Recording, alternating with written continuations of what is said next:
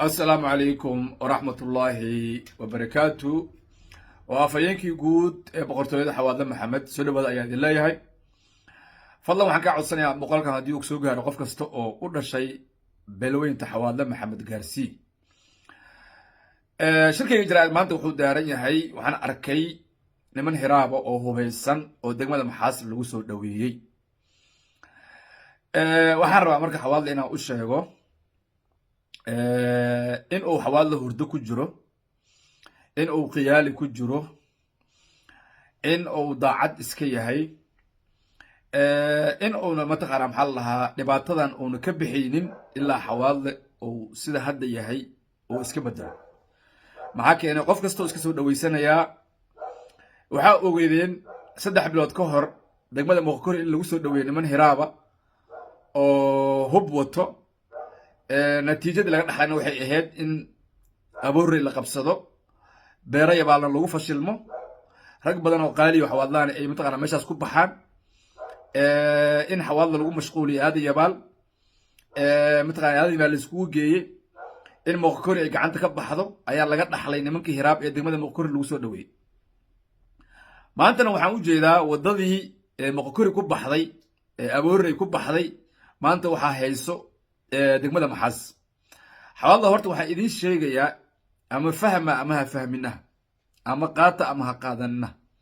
horta cidda la dagaalamaysiin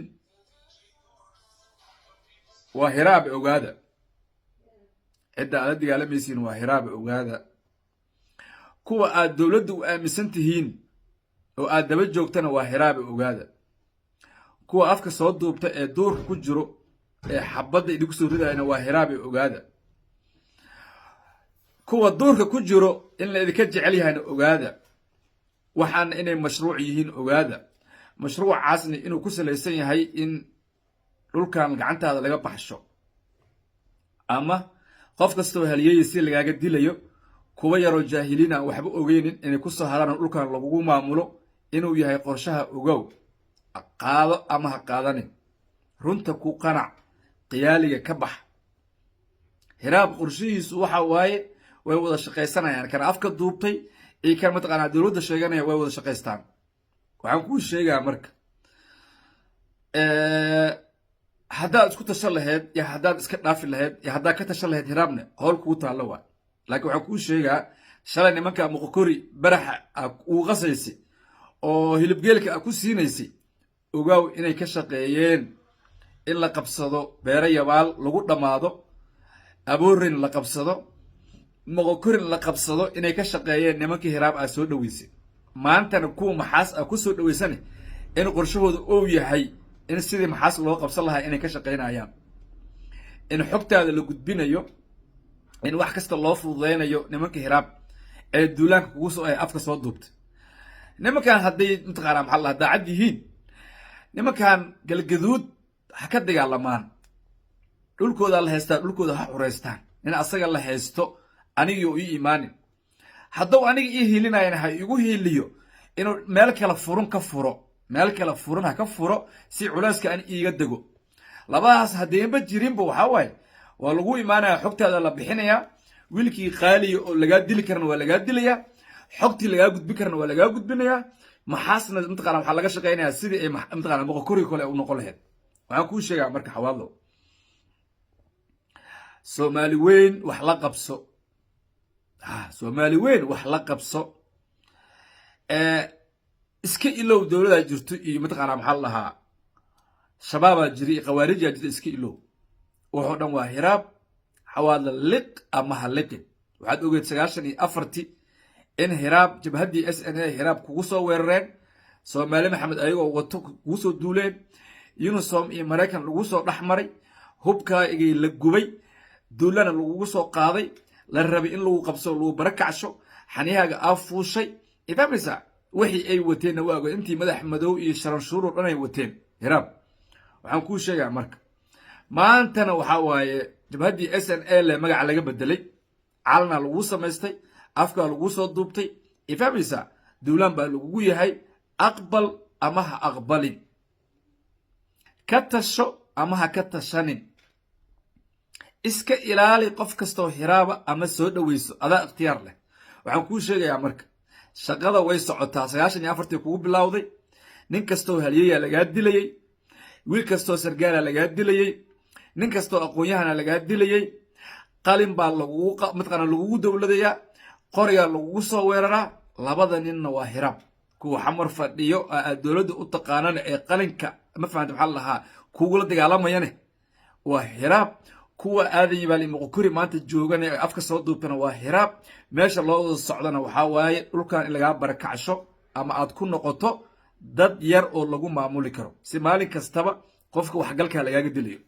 waxaan rabaa marka inaan kuu sheego wiil kastoo xawaadlaha furunta ka soo muuqdo xamra looga wacaa sargaal baa laga dhigaa ciidan baa loo dhiibaa furuntaa la geeyaa talaafikaa laga dansadaa isgaarsiintaa laga dansadaa nimanka hiraab ee afka duubnaya loo ballamiyaa gurmadkaa loo diidaa meeshaas ayaa lagu dilaa waxaan rabaa marka kuwa hadda saraakiisha ah kulli dil ayay ugu xukuman yihiin hiraab kuwa hadda raba inay qortaanne waddadaas ayay marayaan waxaan idin leeyahay marka wiilashiina halyeeyada kaamirada ka daaya wiilashiina halyeeyada kaamirada ka daaya nimankan maxaas joogo ee hiraab ee maanta yimidne hagardaami iyo mishin dhabarjimin waxaan ahayn ma wadaane ma fahamta maxaa la dhahaa galgaduud dhulkoodii alla haystaa ha xuraystaano siduu dhaqsiyaa badan maxaasaha laga saaro haddaad kilinka shanaad aadi laheedeen iyo haddaad koonfur galbeed aadi laheedeen iyo haddaad jubbaland aadi laheedeen iyo haddaad puntland aadi laheedeen iyo haddaad somaliland aadi laheedeenba waxaa idiin sheegaa xawaado dhinacaas inuuna cadow idinka jirin laakiin xamar nimanka joogo ee hiraab waxaan idiin sheegaa in ay ka wada go-an tahay kooda afka duuban iyo kooda ganacsadaha iyo kooda siyaasiga iyo kooda ciidanka iyo kooda madaxweynaha mafahmaysa way ka wada go-an tahay dhulkan in lagaa qaado oo lagu barakacsho oo lagu adoonsado mafahmaysa oo lagu maamulo way ka go-an tahay xawaadle haddaa arrinkaas aqbali laheyd iyo haddaad aqbali laheen howl kuu taaloba haddaad aqbasho oo aad ka tashatane raganimadaada haddaad inta aqbasho aad ka tasho weysane howl kuu taalla waa waxaan kaloo rabaa inaan kugu daro nimanka afka kuu soo duubtay ee xabadda kugu soo ridaya hiraab iyo nimanka qalinka kugula dagaalamaya waxaa kasii dhibaato badan ka khatar badan kuwa hiraabka u shaqeeyay ee xawaadlo u dhashay ee furumaha joogo ee xawaadla dhex joogo ee xawaadla meeshuu ku tashanaya joogo ee xogta xawaadlo bixinayo ee hiraabka u shaqeeya idin dhex joogo ee aad jifada ku taageeraysaan ee aad tofqasha ku haysataan ayaa wallaahi oo bilaahi oo tallaahi ka dhib badan kuwa xabadda idinku soo ridaya ee maanta aboorey iyo mataqaana maxaa la dhahaa ceel hareeri joogo iyo moqokori kuwa jooga xabadda idinku soo ridaya ee hiraab iyo kuwa qalinka mataqaana maxaa la qalinka idinku hagardaameynaya xamar joogo waxaa ka dhibaato badan kuwa idinka idinka dhashay hiraabna waxaad loogu guulaysan kartiin xawaadlo kuwa idinka idinka dhashay oo aad xabadda ku bilowdaan kuwa idinka idinka dhashay oo aad gacan bir iskaga qabataan kuwa idinka idinka dhashay oo aad mataqaana maxaa la dhahayaa iska fogeysaan ayaad hiraab ugu guulaysan kartaan laakiin waxaa idiin sheegaa 94ki ilaa maanta 2025 ay tahay waxaa shaarka kugu soo bedelanaya kugu soo duulaya waa hiraab waxayna rabaan dhulkan xawaadle ama ku qanac ama ha ku qancin ama tasho ama ha tashanin mafahmaysaa howl kuu taallaba waxaan kuu sheegaa marka maxaas waxay u baahan tahay badbaado haddii hadda laga gaari waayo nimankan la dhihi waayo iska aada galgaduud iyo dhulkiina xuraysta haddii la dhihi waayo maxaas waxay mari doontaa meeshay martay degmada moqokori waa islaama marka waqtiga idiin wacnaada xawaadlo